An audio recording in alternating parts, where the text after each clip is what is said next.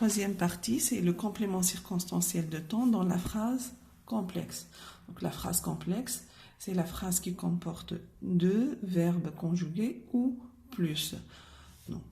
Dans la phrase complexe, donc on parle de propositions principales et propositions subordonnées. Dans la phrase complexe, les propositions subordonnées circonstancielles de temps permettent de situer deux événements, l'un par rapport à l'autre. Donc, puisqu'on a une phrase complexe, on a deux propositions, une proposition principale et une proposition subordonnée.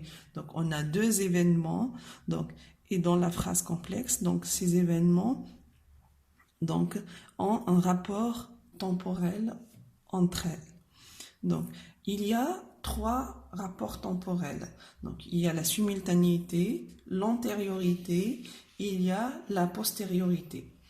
Donc, commençons par la simultanéité.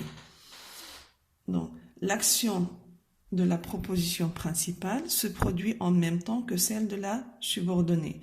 Donc, dans une phrase complexe où il y a un rapport de simultanéité, donc la proposition principale et la proposition subordonnée se passent en même temps.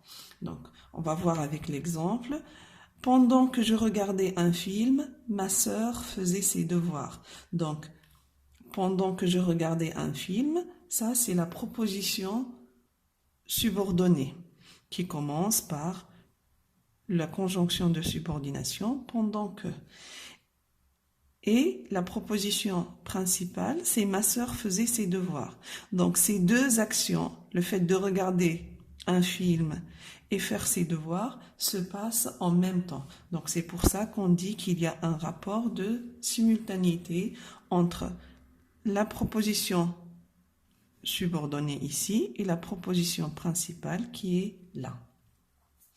Donc on peut exprimer la simultanéité donc grâce aux conjonctions quand, lorsque, pendant que, tandis que, au moment où, chaque fois que. Donc, et avec ces conjonctions, on emploie l'indicatif, le temps de l'indicatif. Par exemple, ici, on a pendant que je regardais, donc ici on a l'imparfait. Donc c'est un temps de l'indicatif. Deuxième rapport temporel, c'est l'antériorité. C'est quoi l'antériorité? C'est quand l'action de la proposition principale se produit avant celle de la subordonnée. Donc, la principale se passe avant. L'exemple, je dois te dire la vérité avant que tu ne partes. Donc, dire la vérité, vient avant le fait de partir. Donc, je dois te dire la vérité. C'est la proposition principale qui vient avant et avant que tu ne partes, c'est la proposition subordonnée, donc, et elle vient après. Donc, proposition principale avant, proposition subordonnée après. Donc, la première action, c'est dire la vérité et la deuxième action, c'est partir. Donc, on emploie ici avant que plus le subjonctif.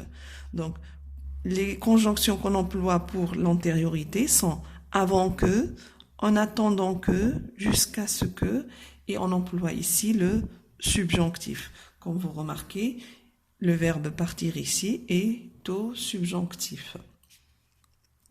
Donc, et avec la conjonction avant que, on emploie aussi ne. Donc, ce n'est pas le ne de la négation, mais on l'appelle le ne explétif. Donc, comme vous voyez, avec l'antériorité, on emploie le subjonctif. La postériorité, c'est le troisième rapport temporel. Donc, c'est quoi la postériorité? C'est quand l'action de la proposition principale se produit après celle de la subordonnée. Principale après la subordonnée.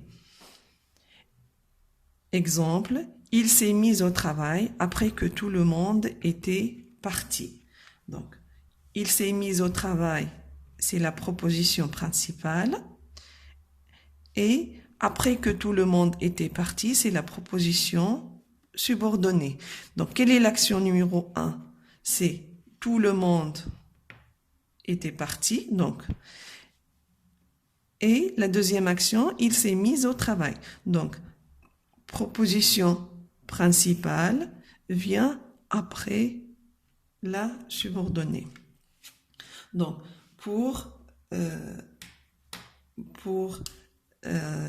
exprimer la postériorité, donc on emploie après que, dès que, depuis que, une fois que, aussitôt que, et avec ces conjonctions, on emploie l'indicatif.